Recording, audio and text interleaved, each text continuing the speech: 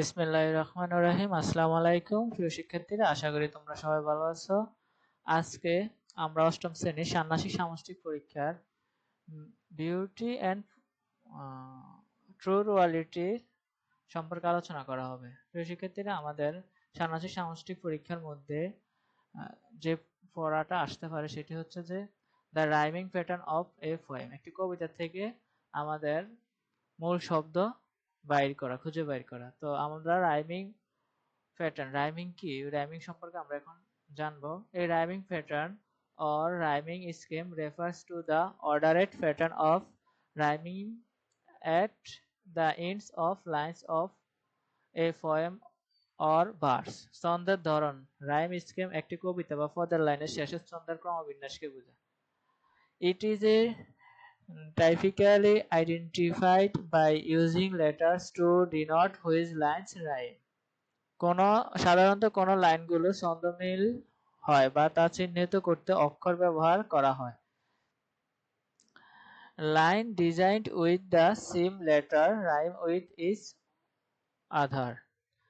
একই অক্ষর দিয়ে নির্দেশিত লাইনগুলো একে অপরের সাথে ছন্দমিল করে। ফর এক্সাম্পল, উদাহরণস্বরূপ, the rhyme scheme A B A B. উদাহরণস্বরূপ, এ বি এ বির সাথে মিল means the first and third lines rhyme with each other and the second and fourth lines rhyme with each other. এখানে বলা হয়েছে যে আমাদের একটি কবিতার মধ্যে প্রথম এবং থার্ড এবং সেকেন্ড এবং ফোর্থ এর মধ্যে ছন্দমিল থাকে।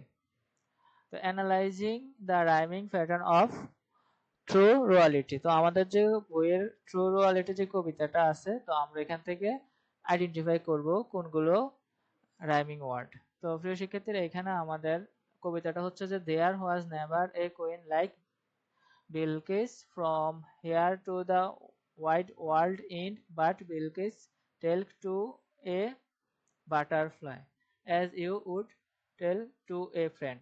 এখানে হচ্ছে যে একটা স্থবক। এখানের মধ্যে আমরা রাইমিং ওয়ার্ডগুলো আমরা সাধারণত জানি যে প্রথম স্থবকের সাথে দ্বিতীয় স্থবক, দ্বিতীয় স্থবকের সাথে চতুর্থ স্থবকের মিল এবং শেষের ওয়ার্ডগুলো।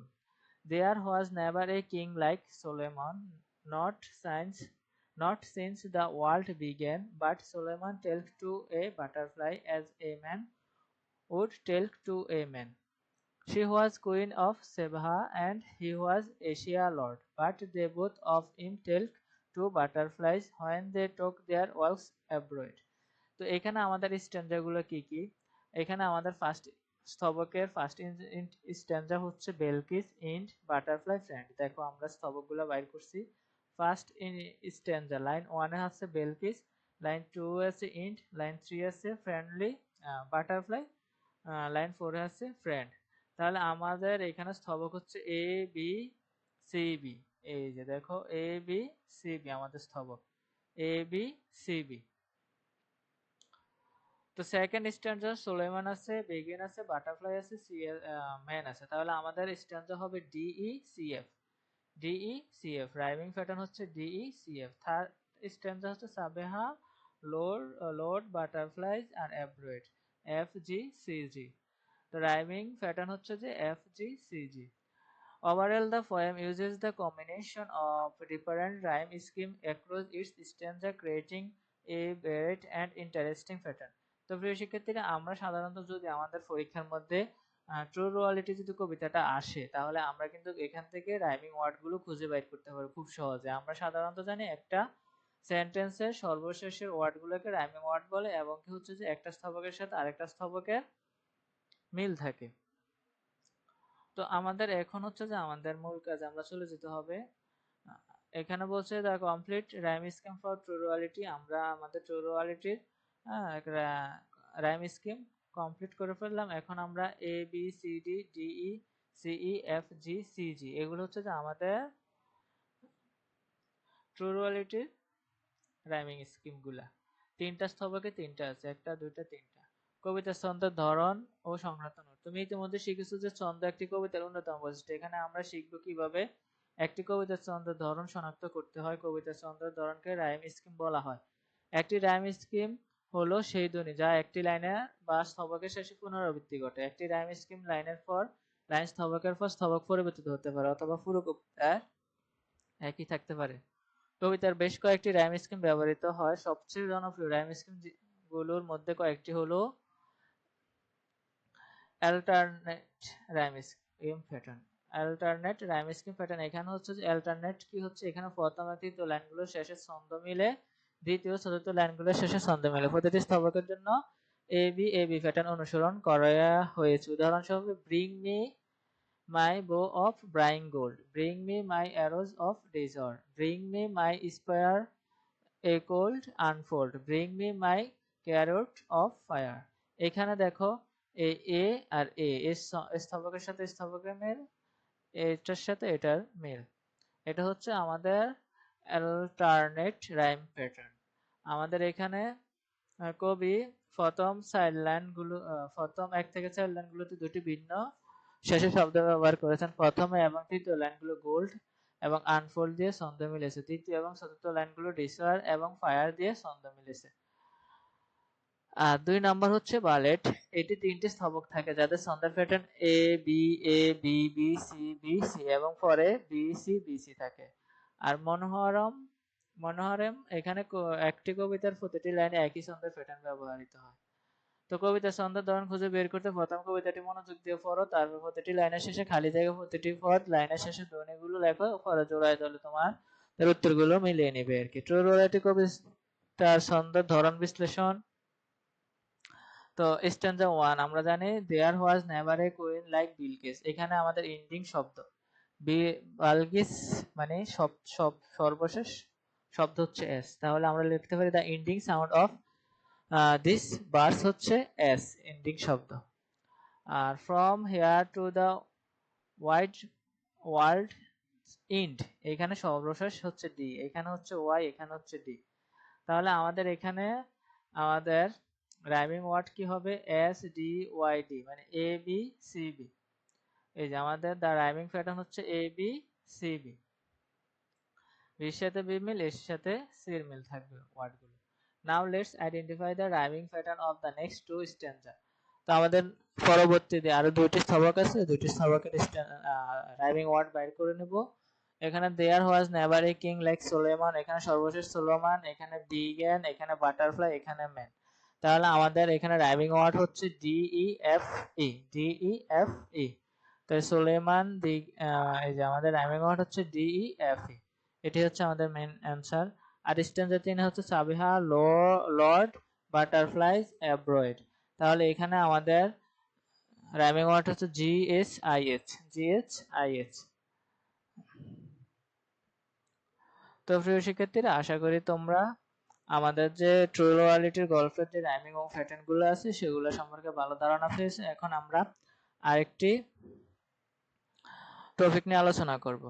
এখানে বলছে কবিতাটি শব্দ করে পড়ো এবং এই কলামের শব্দ বাক্যাংশগুলো বি কলামের অর্থের সাথে মিলিয়ে নাও। I wandered lonely as a cold by William Wordsworth. কবিতার ছন্দের ধরন লক্ষ্য করো। এখানে আমরা দেখি I wandered lonely as a cold, এখানে বলছে আমি মেঘের মতো একা ঘুরে বেড়াচ্ছিলাম। That floats on high or vales and hills, তাহলে এখানে বলছিল যে যা উপত্যকা ও পাহাড়ের উপর বেশি বেড়ায়। When all at once I say a croat, এখানে বলছে যখন হঠাৎ আমি একটি বীর দেখলাম। A host of golden daffodils, একঝাঁক সোনালী ড্যাফোডিলের। Beside the lake beneath the trees, হৃদের পাশের গাছের নিচে, মানে নদীর পাশে গাছের নিচে দেখলো। Fluttering and dancing in the breeze, বাতাসে ফড়িং করে এবং নাচছে। Continues as the star that shine, অবিরাম জ্বলন্ত তারার মতো। Continues as the stars that shine and twinkle on the milky way, এবং আকাশ গঙ্গার ঝিকমিক করে তারা শেষে না হওয়া লাইনে প্রসারিত হয়। and twinkle on the Milky Way, the stacked in never-ending line, along with margin of a 10,000, say I at a glance, tossing their heads in separately dance. তো এখানে বলছে একটু হুশাকার প্রান্ত বরাবর 10,000 দেখলাম, আমি এক নজর উদ্যমে নাচছে, মাথা নাড়ছে। তো এখানে আমাদের রাইমিং ওয়ার্ড গুলো দেখতে হবে। স্ট্যান্ডার্ড 1 এ বি সি সি, স্ট্যান্ডার্ড 2 হচ্ছে ডি ই এফ এফ। এই যে এখানে আমাদের রাইমিং ওয়ার্ড গুলো হচ্ছে এ বি সি সি ডি, এরপরে ই ডি এফ। এই যে আমাদের এই রাইমিং ওয়ার্ড গুলো, ঠিক আছে। তো কলাম ম্যাচিং এক্সপেরিয়েন্স, আমাদেরকে এখানে কবিতা থেকে অনেকগুলা সেন্টেন্স দিয়ে দিয়েছে, এগুলো আমরা এখন শব্দগুলা একটা আরেকটার সাথে কি করতে হবে, মিলিতে হবে। ম্যাচিং এক্সকিউজ দিয়ে দিছে। তো আমরা এখানে দেখতে পাচ্ছি যে ম্যাচিং অ্যান্সার গুলো হচ্ছে লয়েনলি অ্যাজ এ কোল্ড, এখানে হচ্ছে feeling of being alone, floats on high, এর অ্যান্সার হচ্ছে to stay up in the air without falling, golden daffodils, এটার অ্যান্সার হচ্ছে লার্জ নাম্বার অফ ফ্লাওয়ার্স, আর fluttering to move lightly and quickly, twinkle to shine with a flickering light.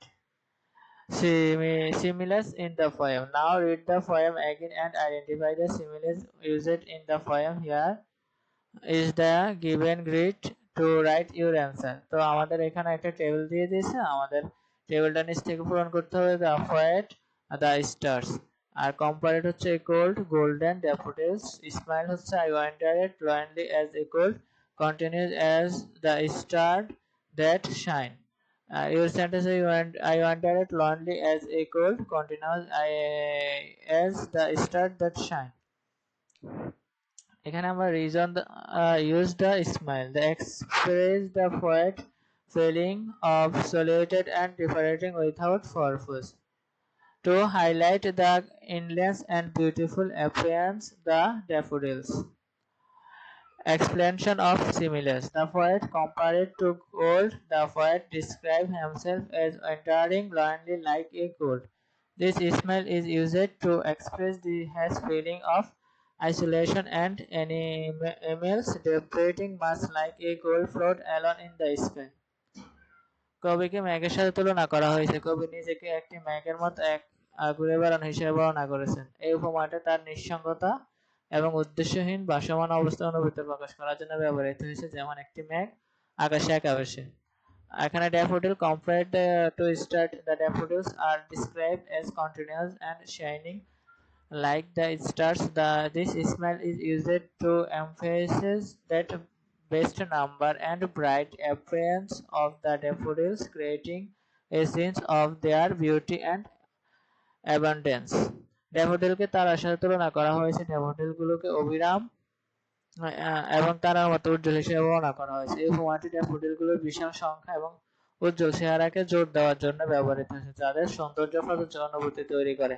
তো প্রিয় শিক্ষার্থীরা, আশা করি তোমরা থ্রু এটির যে টপিকগুলো আছে এখান থেকে আমাদেরকে একটি কোশ্চেন থাকবে, যে কোশ্চেনগুলো আসুক না কেন এটার উপর ভিত্তি করে তোমাদেরকে প্রশ্ন করা হবে। তোমরা যদি এটা ভালো করে শিখে রাখতে পারো, ভালো করে বুঝে নিতে পারো, তাহলে তোমাদের পরীক্ষা মধ্যে ইনশাআল্লাহ তোমরা ভালোভাবে অ্যান্সার করতে পারবে। সবাই সুস্থ থাকবে, ভালো থাকবে, আল্লাহ হাফেজ।